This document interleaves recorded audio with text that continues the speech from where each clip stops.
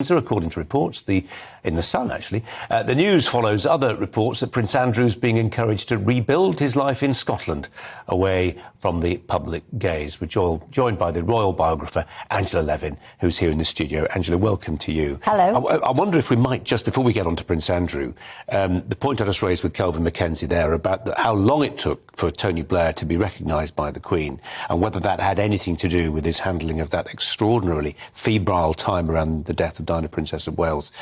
Kelvin called it gossip. Is it idle tittle-tattle? I never know what level of gossip it is, but I think the Queen was very disappointed in him taking over rather than her, and that she had William and Harry up in Scotland to actually help them get over the initial shock, the huge sort of bombshell. And she didn't think it was a good idea to bring them down too soon because they were so devastated. And there it was quiet and they could just be together as a family. I don't think that she felt that she didn't want to come down to avoid crowds shouting at her. I remember going every day across the road from where I was working to see the flowers and all that, and the mood got very bad, and I think it was built up because it wasn't explained properly. As another mistake of don't explain, don't complain, that sometimes you have to break those rules. People would have got it, Angela. People would have understood. Yes. That actually, no, we're not coming down to London because actually these two poor lads have just lost their mum, and I've lost my daughter-in-law or granddaughter-in-law, whichever, depending on the relationship, and we're going to stay here. Grandmothers should be able to say that, really. Yeah. And I think it was a great pity that she allowed it to go through because she just didn't like to explain or complain. Straying off point slightly. Today, Order of the Garter, Prince Andrew privately involved, but we don't get the picture of him in the robes, and that's and the feathers. And that's job done if you're Prince William, Prince Charles.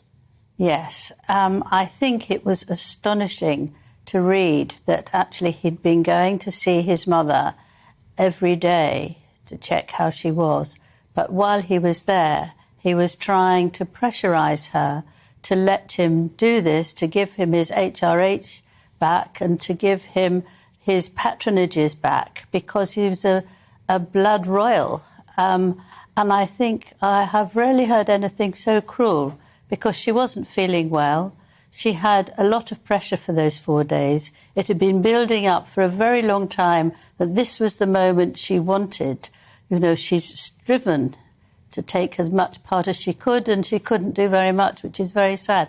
But for him to nag her and almost bully her into letting him have what he wanted, which he has achieved a great deal over the years, is absolutely unspeakable, and all the more reason why he shouldn't appear at all and should be going up to Scotland where they don't have television or radio and disappear. No, they do have it, actually, Angela. Well, there must be some little bits of the countryside where there isn't a very good reception. That's